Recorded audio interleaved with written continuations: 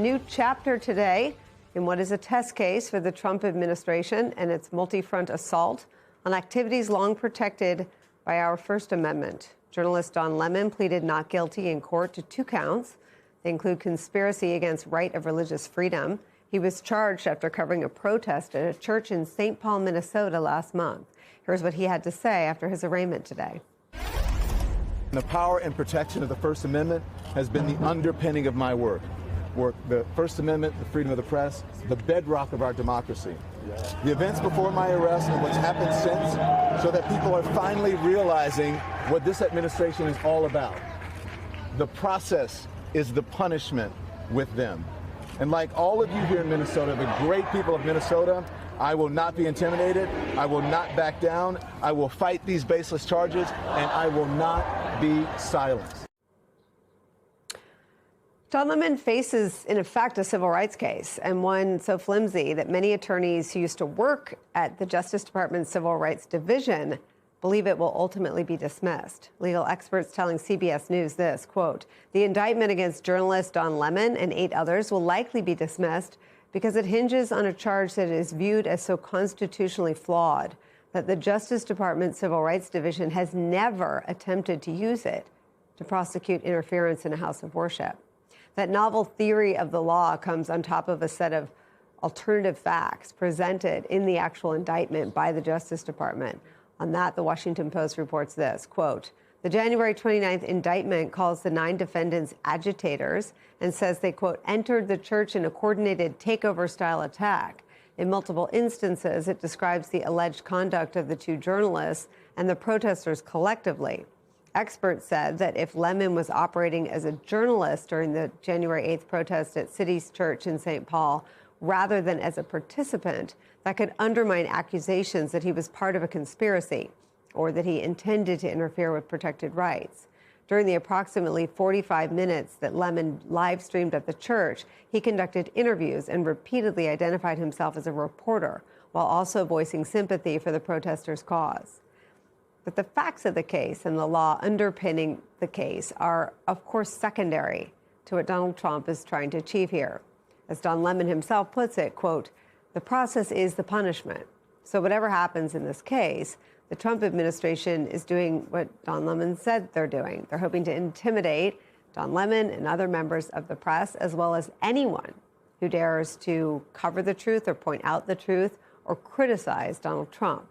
They're hoping to raise the cost of speaking out to the point where fewer and fewer people actually do it. As Senator Alyssa Slotkin said about the case the Justice Department tried to bring against her and failed to do, quote, "The intimidation was the point, to get other people beyond us to think twice about speaking out." The case today is also part and parcel of a war against institutions we're seeing waged all over the country. Here's how Senator Cory Booker puts it. Well, I'm seeing an abuse of the rule of law, abuse of the power of the justice system in ways that are stunning. And it didn't start with this incident. Remember, they arrested the mayor of my city. The judge laughed it out of court, but they put him in handcuffs. They detained him for hours. We see them attacking members of the media with the arrest of Don Lemon in a way that we have never seen before. So we are now in this constitutional crisis where we have a Justice Department and a Department of Homeland Security that are using their police powers in ways that I think most Americans never would imagine that they would be seeing. Even in the United States Senate, where I've seen Alex Padilla thrown to the ground and put in handcuffs, where Adam Schiff has trumped up charges where they're focusing on. Even the head of the Fed suddenly found himself under criminal investigation by the FBI. All of us should be alarmed by what is happening to our rights and to the Constitution. They're going after senators. They're going after people in our communities. It is, to me, a constitutional crisis. Charges against journalist Don Lemon marking a new stage in the Trump administration's war on the press is where we start today. President of Media Matters for America, Angelo Carusone, is here. Also joining us, Puck News senior political columnist, national affairs analyst John Heilemann is back, and former assistant special agent in charge at the FBI, national security and intelligence analyst Michael Feinberg is also back. He is also a fellow at Lawfare. Angelo, I want to start with you, and I don't want to put you on the spot here, but I know your organization has been targeted Don Lemon has long been someone who got under Donald Trump's skin. Donald Trump, at least, believes that he's part of the reason that Don Lemon is no longer at CNN. I'm not sure that's rooted in too much truth. Donald Trump's attacks against the press are legendary. They're incessant. And what is different, I suppose, is that in 2.0, he has the free rein to use the Justice Department to intimidate, threaten, cause journalists and media organizations to incur massive legal fees. And I just wonder if you can speak to this moment in this part of the Trump story, which is a little opaque to people not experiencing this. Yeah, I mean, there's something you said during your intro really resonated. Obviously the process is the punishment, but there was another part that stuck out to me, which is that experts say that that the government is unlikely to succeed in these prosecutions. Sure. But it's still extraordinarily painful. Experts have been saying that about my situation for a couple of years now, and I'm still knee deep in it every day. And, and I have confidence in those experts' assessments, but that doesn't change the calculus here. They are willing to do these extraordinary things because they recognize that the process itself is the punishment, and the intention is to stop opponents or those they view as opposition from doing that work so that they then can get even they can even execute their plans and their intentions faster, stronger, longer, be more effective. So that, it's a real thing. And, it has lots of reverberations and broader consequences. And underneath all of that is that they didn't just have an intention to go after journalists. They had a plan. They did have a plan, and that plan was everything from, at a foundational level, changing over and breaking norms at the Department of Justice and getting rid of the people that would even try to uphold those norms so that then you could start to do these kinds of things. This prosecution effort is one step in their larger assaults against journalists, but they've done a whole bunch of other stuff too. They've made it easier to subpoena records, to get all kinds of investigations into journalists. They rescinded a whole bunch of rules and protections at the DOJ when it came to sniffing around what journalists were doing. All that's gone. And so the exposure is there, and the tools are there for them to use that exposure to then attack and go after opponents. And day in, day out, we see sort of people, folding, broadly speaking. But then there are fighters, and that's the important thing we shouldn't lose sight of. People like Don Lemon and others that didn't just immediately cop a deal, that are out there making advocacy work, Media Matters and others. And that's what we have to do. We have to just continue to fight ahead.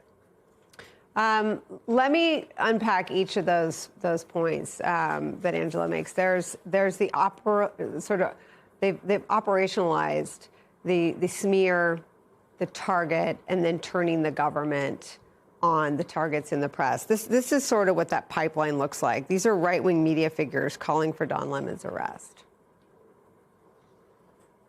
And so this is, hopefully just the beginning. And as we know, Don Lemon needs to be the next to fall. On top of that, I would throw in trespass, disorderly conduct, disturbing a religious meeting, which are normally state crimes.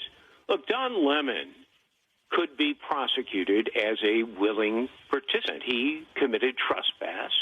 He appears, as you and I discussed last night, to have embedded himself in the mob. If I were the federal prosecutor, I would charge, yes, the FACE Act. I would charge civil rights. I would charge conspiracy. I would charge obstruction of free exercise of religion. I would charge federal trespass, harassment, a whole host of things. And on the state level, child endangerment, too. Michael Feinberg, those are pundits on TV, and we are all pundits on TV, so no hate at pundits. But never before has there been an administration that governs and takes their lead from pundits on TV. And so just to illustrate this pipelining of the smear, the seed, they know Donald Trump is always watching television, and they have a Justice Department now that operationalizes these political vendettas. Just talk about not how far from normal that is, but how dangerous that is for people that don't have access to all of the platforms that Don Lemon does. It's incredibly dangerous simply because I don't know that the average citizen who's not enmeshed in this world realizes, but even if you win a case against the Justice Department, whether it's a civil trial or you're found not guilty in a criminal trial, it is an incredibly expensive, time-consuming, and emotionally draining process just to go through. And that's normally why, before an indictment or a lawsuit is ever brought in the first place, DOJ would normally have a whole system of differently ranked people who would need to approve the charging document or the complaint. But what we've seen happen over the past year is the overwhelming majority of those ranks have been either fired or quit in disgust. So the only ones left are the ones that tend to watch the pundits we just watched. And, you know, at the risk of getting glib, in any group or class of people or professions, there's going to be a bell curve of intelligence. And I'd humbly suggest that the pundits we just watched are probably at the left tail of that particular bell curve and not the ones that the Justice Department should be relying on for legal analysis. Well, so where does it put the people at the Justice Department on that bell curve if they follow them?